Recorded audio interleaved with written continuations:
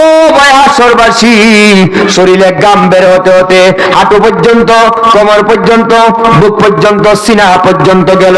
আমার ভাই গামের সমুদ্রের সাঁতরায় গুনাহ স্মরণ করে এইভাবে করে আমার ভাই আযাব ভোগ করবে। এই যে ভয়াবহ একটি দিন হবে, এটার নাম হলো ইয়াউমাল কিয়ামা। এটা হাসরের মাঠ, কিয়ামতের কঠিন ময়দান। আমার ভাই আমাদের দুনিয়ার একটা দিনের সমান হাসরের মাঠের একটা দিন হবে দুনিয়ার 50,000 বছরের সমান। একসাথে জোরে জোরে বলি আল্লাহু আকবার। আমার ভাই কিতাবে উল্লেখ করা হয় হার কিসিমের আসামি সেখানে দাঁড়াবে। বিস্তারিত বললে আমি শেষ করতে পারবো না, কথা গুড়াইতে পারবো না। আসরের এই ভয়াবহ অবস্থা যখন চলবে, ইমানদার বেঈমানে মিলে একটা মহাজোট হবে। আমার ভাই আদম থেকে নিয়ে আমাদের নবীজি পর্যন্ত হিন্দু, বৌদ্ধ, খ্রিস্টান, ইহুদি, নাসারা, মগ, মোরাং উপজাতি, আমার ভাই হিজরা, সকলে মিলে একটা মহাজোট করবে। এই মহাজোট করে সব মানুষে বলবে হাই রে, হাসরের মাঠটা হয়ে গেল তামা। আমার ভাই কেমনে উঠবেন?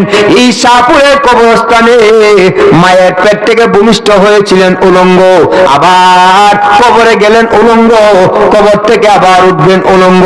শরীরে কাপড় নাই, জুতা নাই, মোজা নাই, গেঞ্জি নাই, আমার ভাই কিচ্ছু নাই, একেবারে উলঙ্গ অবস্ত্র। এই উলঙ্গ অবস্ত্র হয়ে আমার ভাই শাহপুরের কবর থেকে সব কবরবাসী হাসরের মাঠে দৌড়াবে।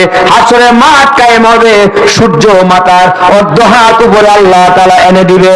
আমার ভাই সূর্যের আলোর কারণে মগজ ফেটে টাস টাস করে মগজগুলি হাসরের মাঠে এইভাবে করে পড়বে।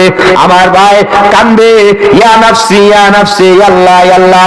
কেউ কাউকে সাহায্য করবে না, কেউ কাউকে সাহায্য করবে না। হায়রে নামাজ কেন ছাড়লাম, গুনাহ কেন করলাম, চুরি কেন করলাম, জিনা কেন করেছিলাম, বউকে কেন বেপরদা চালাইলাম, এইভাবে গুনাহ স্মরণ করে করে কান্দে। সূর্য মাতার অর্ধ হাত উপরে চলে আসবে। আমার ভাইজান জমি হয়ে যাবে তামা। আমার ভাই নদীগুলিকে আল্লাহ রাব্বুল আলামিন রাবারের মতো টেনে আমার ভাই নদীগুলি বরাক করে ফেলবে। আল্লাহ বলেন ওয়াইজাল আরদু মুদ্দাত ওয়ালকাত মা ফিহা ওয়া তাখাল্লাত। দুই দিক থেকে নদীর দুই পাশ থেকে ফেরেশতারা মাটিতে ধরে এইভাবে টানবে। টানার কারণে আমার ভাই আটলান্টিক মহাসাগর বরাক হয়ে যাবে, প্রশান্ত মহাসাগর, ভারত মহাসাগর, আরব সাগর, ভূমধ্য সাগর, বাংলাদেশের পদ্মা, মেঘনা, যমুনা, ব্রহ্মপুত্র, কুশিয়ারা, সুরমা, ব্রাহ্মণবাড়িয়া, তিতাস নদী, সবগুলি নদী এ ভাই দুই দিক থেকে ফেরেশতারা মাটিতে টান শুরু করবে।